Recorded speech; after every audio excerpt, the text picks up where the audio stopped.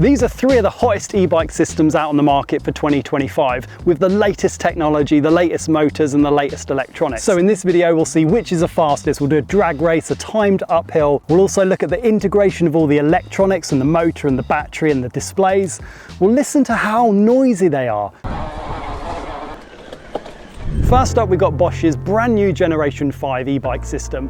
85 Newton meters of torque, 600 watts, really refined on this generation. They've decreased the noise and the integration is really slick, and they've got new sensor technology. Next up, we've got the hottest motor system out on the market. It's a DJI Avinox, a colossal 1000 watts of peak power and 120 Newton meters of torque wrapped in this AmFlow e-bike system.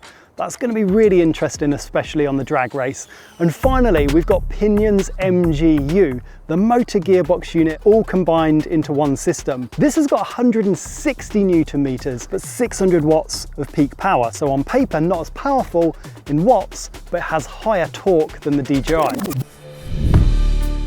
Big torque versus industry veteran versus the new guy. Let's see who's the fastest.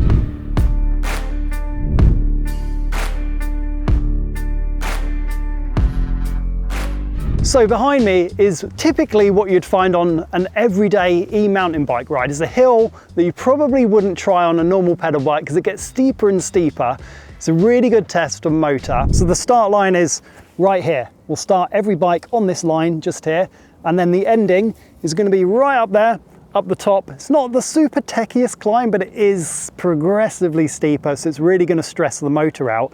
And the ending is going to be when I touch the tree, and Will, who's on camera, is going to reveal the time that each bike scores. So we'll start with the Bosch, the industry veteran, and we'll set the benchmark or baseline time and see if we can get a quicker time with a Nikolai, and then we'll save the AmFlow for last. 3, 2, 1, go!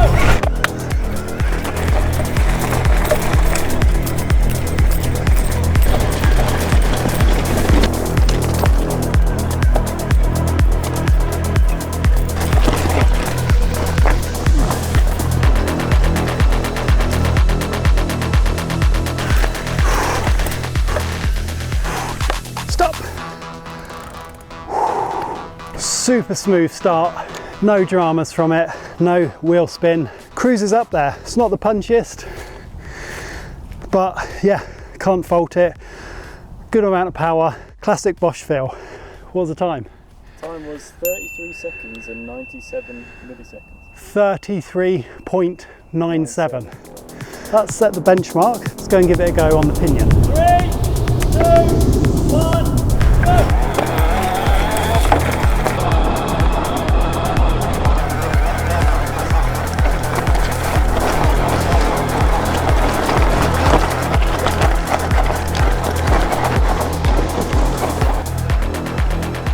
Stop!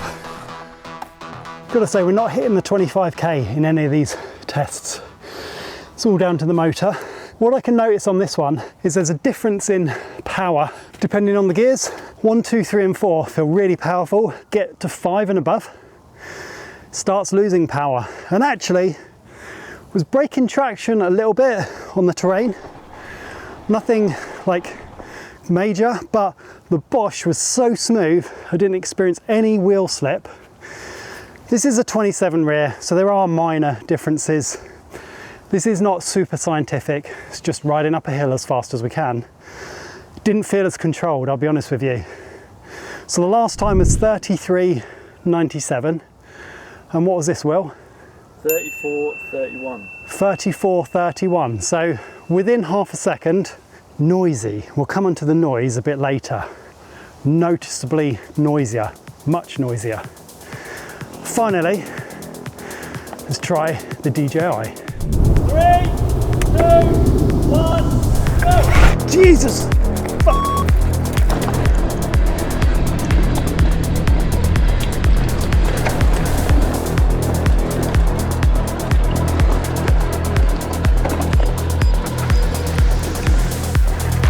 Oh my God, stop. Oh my God, power is just incredible. Way more power. You have to get the front, your weight over the front at the beginning to stop it wheeling, and I'm changing to harder gears. Up that climb, I'm I'm doing the opposite of what I did on the other bikes. I could have gone faster on this. I lost it a little bit because it was so fast. But what was the time? 26.89. 26.89. Like nearly 7 seconds quicker than the Bosch. That's unbelievable. I could also do it quicker. That is not a small amount faster. That blows everything else out of the water. I even ran out of boost mode because when I was waiting for the 3-2-1, I'd put the boost mode on, which is 30 seconds, about 6 or 7 seconds before I started going. This is phenomenal. This is such an incredible motor. Well done, DJI. Let's check out all the electronics integration into these bikes and see how each of the brands do it. So the motor's pretty compact. It's got a fairly low weight.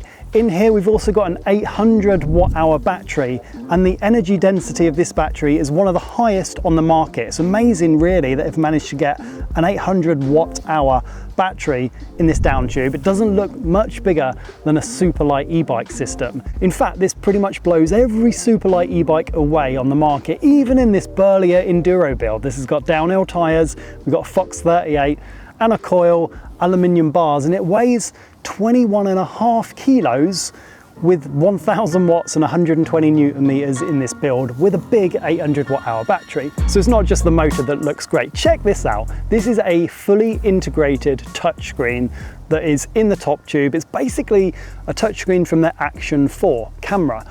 It's fully waterproof. You can touch it and move it around, or you can control it using the button on here, so you don't have to use it as a touchscreen. It tells you all the stats, the speed, the mode that you're in, loads of stuff like the watts the bike's putting out, the watts that you're putting out, and it's got loads of settings on it. It's just a great piece of easy to use tech on a bike. Anyone could jump on this bike and understand exactly how it works. Everything is super intuitive. What you see is what you get. And it's just a great example of tech integrated on a bike, just how it should be. All the controls are completely wireless. So if we just take a look up here on the bar, there's 2 sets of controls, one on the right hand side, which will toggle through some of the pages on the screen, and one select button as well, or go back button in this case. You can totally remove this right hand controller. If you didn't want this on here, if you want it really clean out the front, you can remove this completely. And then over on the left side, we've got the actual mode controller. So we've got from off, automatic, eco, trail, turbo, but this does have a party piece as well.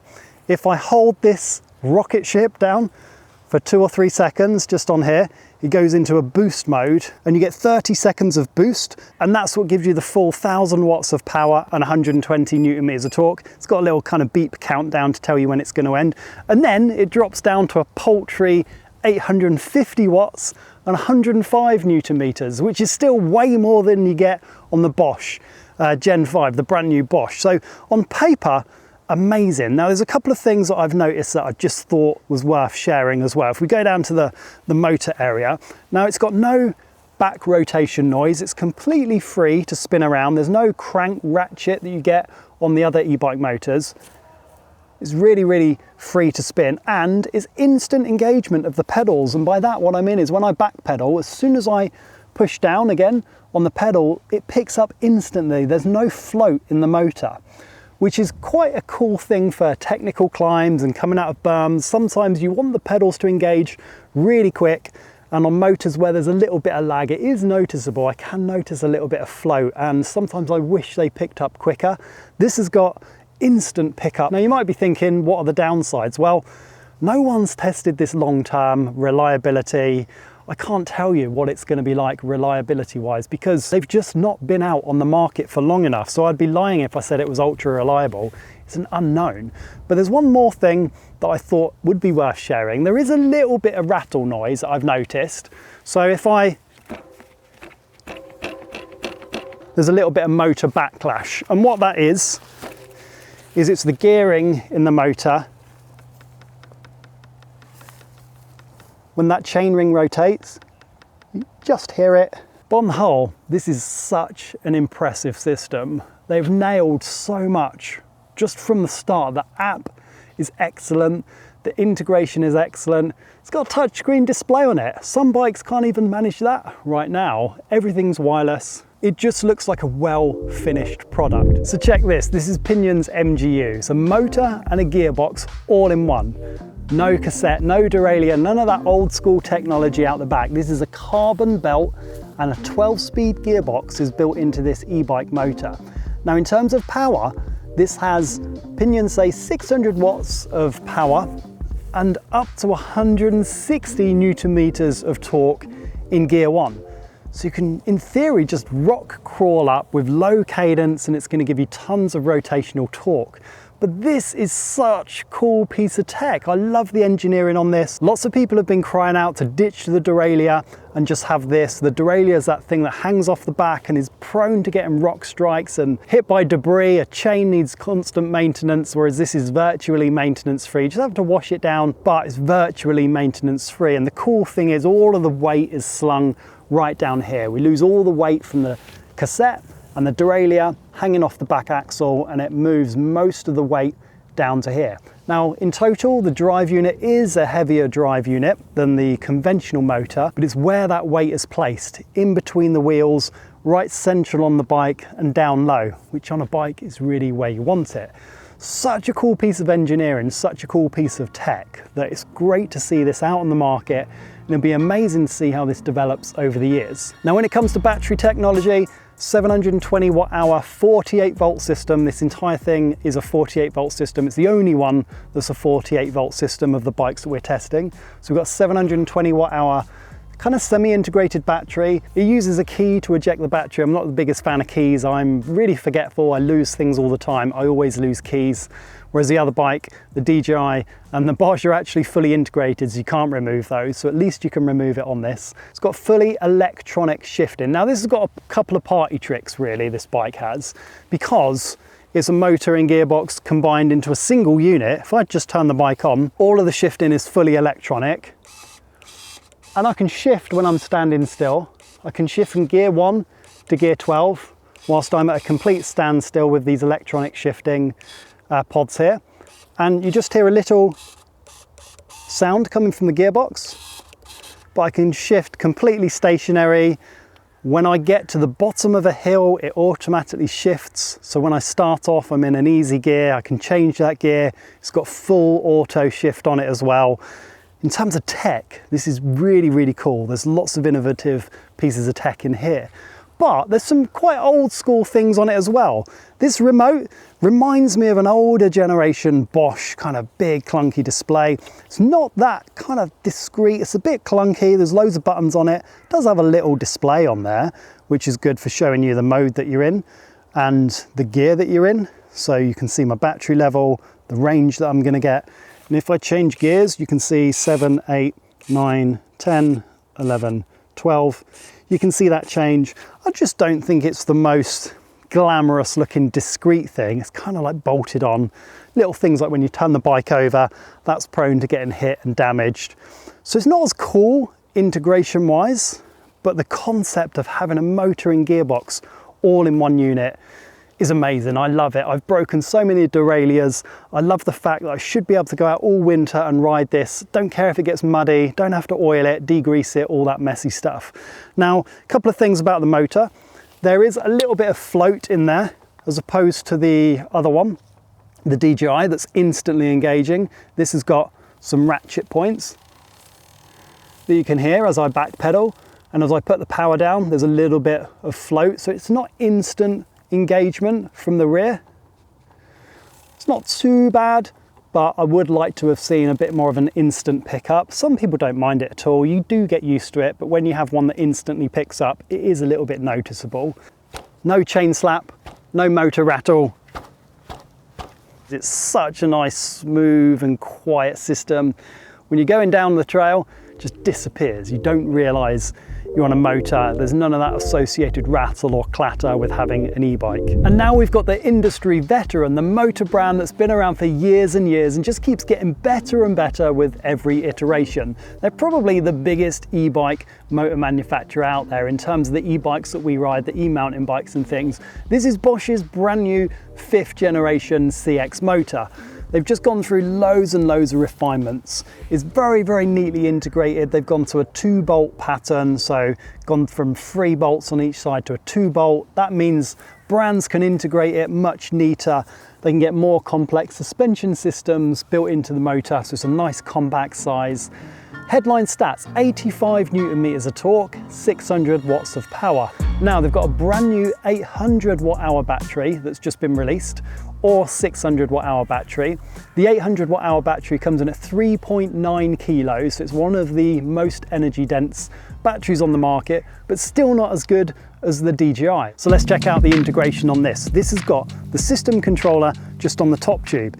It just gives very basic level information. We've got a fully charged battery, we can see that here. You can see the mode that I'm in, and I can change the modes by pressing the wireless controller up there, or I can actually press it on here. Now curiously, it's got this massive black faceplate around here.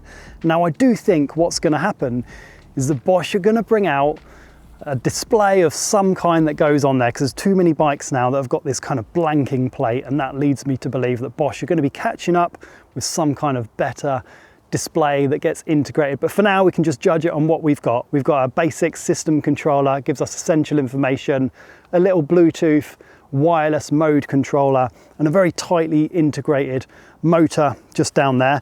And there's a couple of ratchet points. If I move it back, there is a little bit of float in there, so it's not got instant engagement like the DJI, and actually less than the Pinion. There's more float in there than the Pinion had. There's a back ratchet noise that you can hear.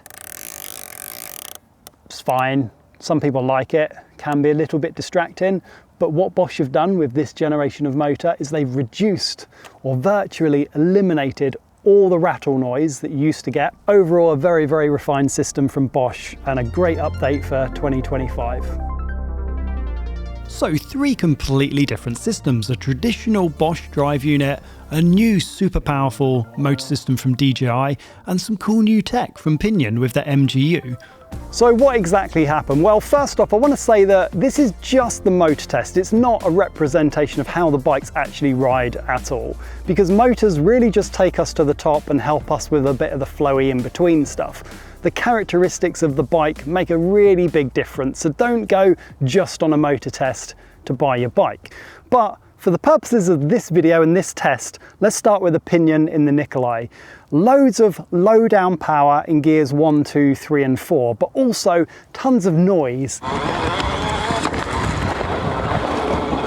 You can hear it churning away in the background. It's actually quite an irritating tone. It starts to get a little bit annoying, to be honest with you, until you get into gears 5 and upwards, and then the motor noise drops off. It's still there, and I would say it's still louder than the other 2 bikes in those gears. It does drop off as well in the power when you get into gear 5. The higher torque is in the lower ratios, and it starts to drop off a bit. And this has got a 27-inch rear wheel. It did start to slide, and I could feel it kind of getting a little bit out of control. It didn't feel as refined as the other 2, but it does have that amazing electronic shifting that just works beautifully. There's no chain, there's none of that stuff at the back to get clogged up or need degreasing and all of that stuff. But in terms of motor power and characteristics, it lost out just to the Bosch. There wasn't a lot in it. This, I think, will be quicker in very steep situations when you're kind of rock crawling and you're going at low cadence. I think this feels more powerful, and then it drops off, I think, when you get to like the higher gears like I did up here. All right, moving on to the Bosch. Very, very refined, very classically Bosch feeling, no drama at all.